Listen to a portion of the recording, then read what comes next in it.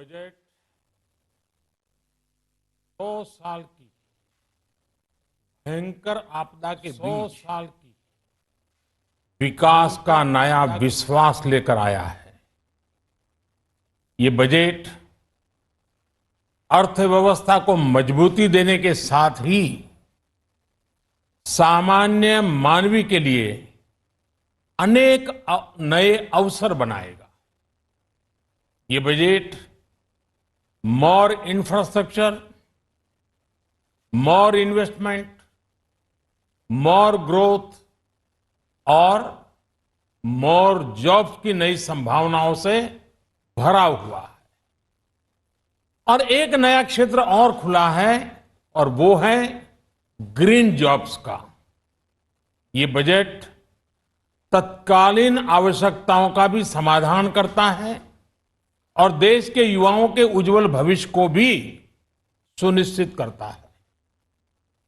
ये पिछले कुछ घंटों से देख रहा हूं जिस प्रकार से इस बजट का हर क्षेत्र में स्वागत हुआ है।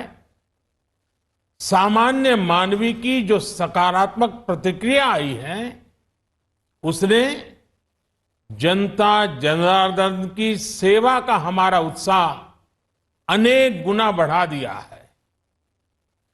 जीवन के हर क्षेत्र में आधुनिकता आए, टेक्नोलॉजी आए, जैसे किसान ड्रोन हो, वंदे भारत ट्रेन हो, डिजिटल करेंसी हो, बैंकिंग के क्षेत्र में डिजिटल यूनिट्स हो, 5G सर्विसेज का रोल आउट हो, नेशनल हेल्थ के लिए डिजिटल इकोसिस्टम हो। इनका लाभ हमारे युवा, हमारे मध्यम वर्ग, गरीब, दलित, पिछड़े, ये सभी वर्गों को मिलेगा। इस बजट का एक महत्वपूर्ण पहलू है गरीब का कल्याण। हर गरीब के पास पक्का घर हो, नल से जल आता हो, उसके पास शौचालय हो, गैस की सुविधा हो, इन सभी पर विशेष ध्यान दिया गया है। इसके साथ ही आधुनिक इंटरनेट कनेक्टिविटी पर भी उतना ही जोर है। जो भारत के पहाड़ी क्षेत्र हैं, हिमालय का पूरा पट्टा, जहां जीवन आसान बने, वहां से पलायन ना हो, इसे ध्यान में रखते हुए भी नई घोषणा की गई है। हिमाचल, उत्तराखंड, जम्मू कश्मीर, नॉर्थ ईस्ट ऐसे क्षेत्रों के लिए पहली बार देश में पर्वतमाला योजना शुरू की जा रही है। ये योजना पहाड़ों पर ट्रांसपोर्टेशन और कनेक्टिविटी की आधुनिक व्यवस्था का निर्माण करेगी और इससे हमारे देश के जो सीमावर्ती गांव है, बॉर्डर के गांव है, जिसका वाइब्रेंट होना जरूरी है, जो देश की सिक्योरिटी के लिए भी आवश्यकता है, उसको भी बहुत बड़ी ताकत मिलेगी। भारत के कोटि कोटि जनों की आस्था मां गंगा की सफाई के साथ साथ किसानों के कल्याण के लिए एक महत्वपूर्ण कदम उठाया गया है। उत्तराखंड, उत्तर प्रदेश, झारखंड, बिहार, पश्चिम बंगाल, इन राज्यों में गंगा किनारे नेचुरल फार्मिंग को प्रोत्साहन दिया जाएगा। इससे मां गंगा की सफाई का जो अभियान है, उसमें मां गंगा को केमिकल मुक्त करने में भी बहुत बड़ी मदद मिलेगी।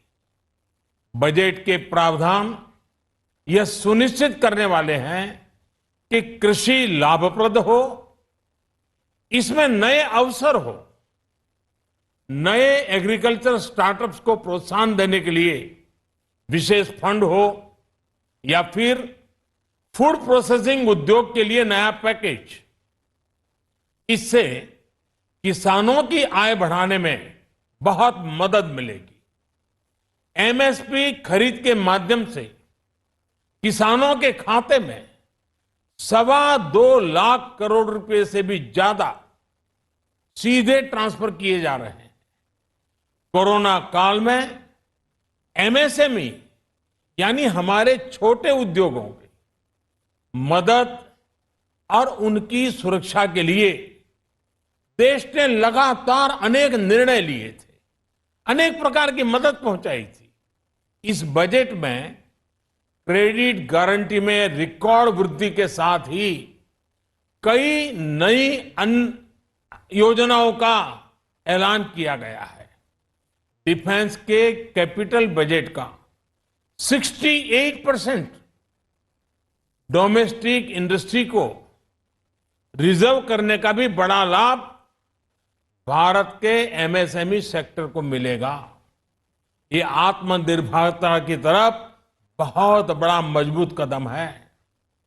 7.5 लाख करोड़ रुपए के पब्लिक इन्वेस्टमेंट से अर्थव्यवस्था को नई गति के साथ ही छोटे और अन्य उद्योगों के लिए नए अवसर भी बनेंगे। मैं वित्त मंत्री निर्मला जी और उनकी पूरी टीम को इस पीपल फ्रेंडली और प्रोग्रेसिव बजट के लिए बहुत बहुत बधाई देता हूं। कल भारतीय जनता पार्टी ने मुझे सुबह 11 बजे बजट और आत्मनिर्भर भारत विषय पर बात करने के लिए निमंत्रित किया है। कल 11 बजे मैं बजट के इस विषय पर विस्तार से बात करूंगा। आज इतना काफी है। बहुत बहुत धन्यवाद।